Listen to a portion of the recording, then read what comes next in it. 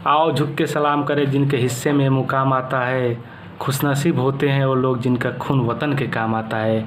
आज ही के दिन 23 जुलाई 1906 में मध्य प्रदेश के झबुआ गांव में हमारे शहीद चंद्रशेखर आज़ाद जी का जन्म हुआ था, जिसको प्रेजेंट टाइम में आज आज़ाद नगर के नाम से जाना जाता है। भारत के महानायक स्वतंत्रता दिलाने में एक अभूतपूर्व प्रयास करने वाले हमारे शहीद चंद्रशेखर आज़ाद जी का अभूतपूर्व प्रयास रहा है। उन्होंने मात्र 14 वर्ष की उम्र में 15 कोड़ों की सज़ा पाई और हर कोड़े खाने पर उनके मुंह से निकलता रहा भारत माता की जय, वंदे मातरम। ऐसा क्यों? जब कोर्ट में उनकी पेशी हुई तो जज ने उनसे पूछा तुम्हारे पिता का नाम क्या है, तो उन्होंने बोला स्वतंत्रता। उन्होंने बोला स्वतंत्रता, तुम्हारा घर कहाँ है, तो जेल है। तुम्हारी मात्र क्या स्वाधीनता है।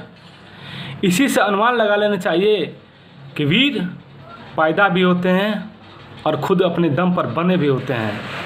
कहा जाता है कि शहीद चंद्रशेखर आज़ाद ने कसम खाई थी कि कभी हम ब्रिटिश हुकूमत के हाथों से नहीं मरेंगे, और अपना कसम पूर्ण करने में पूरा जीवन दान दे दिया।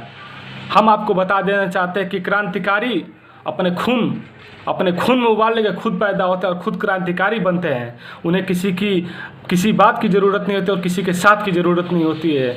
ऐसे कितने भारत में क्रांतिकारी पैदा हुए, कितने क्रांतिकारी भारत में जन्म लिए। मैं तो उनको कोटि कोटि प्रणाम करता उन माताओं को जिसने ऐसा वीर पुरुष इस पृथ्वी पर लाने का कष्ट किया। कितनी जाने गई अपने देश को स्वतंत्र दिलाने में, और आप कहते हैं कि 2-4 लोग स्वतंत्र कर दिए भारत को, तो मैं आपकी बातों का स्पष्टीकरण नहीं कर पाता हूँ। आज की डेट में अगर चंद्रशेखर आज़ाद, शहीद भगत सिंह, सुखदेव थापर, राजगुरु, असीदुल्ला खां, शंकर विद्यार्थी, ऐसे वीर अगर हमारे देश में नहीं हुए होते तो भारत को कभी आज़ादी नहीं मिलती। क्या मेरा बात अगर ये गलत है तो आप हमें ज़रूर बार एक बार कमेंट बॉक्स में करके बताइएगा।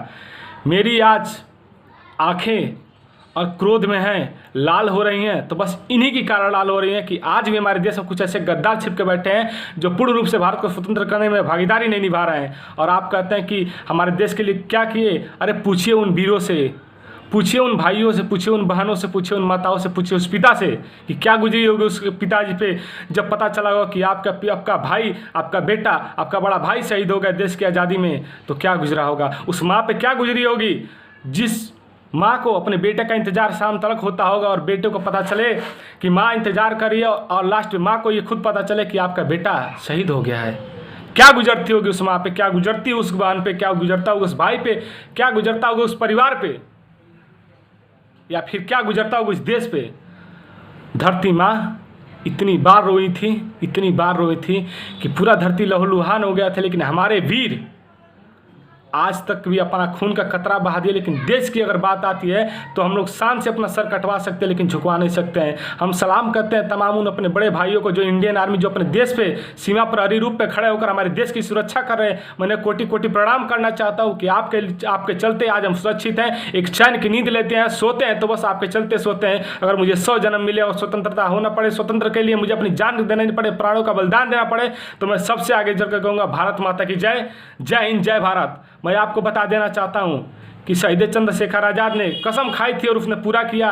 इससे एक बात जरूर सुनने को मिलता है कि लक्ष्य निर्धारित करो और आगे बढ़ो और डट के चलो। उनके पिता का नाम माननीय श्री सीताराम तिवारी जी था और उनके माता का नाम जगतरानी था, जिनका बचपन से ये मकसद था कि हमारा बेटा एक बड़ा होकर होशियार और एक ईमानदार प्रतिष्ठित इंसान बचे। लेकिन कहा जाता है ना, जिसके खून में भी उबाल होता है वही चंद्रशेखर आज़ाद होता है।